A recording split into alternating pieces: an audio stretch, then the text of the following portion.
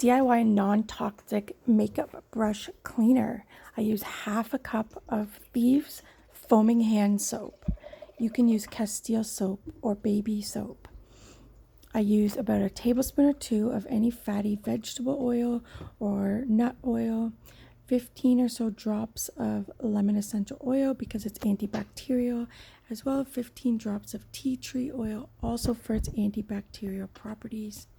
Mix it all up. You can keep it in this jar as long as you need it.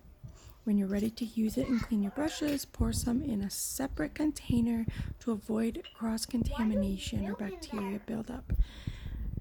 Run your brush under water, dip it into the solution,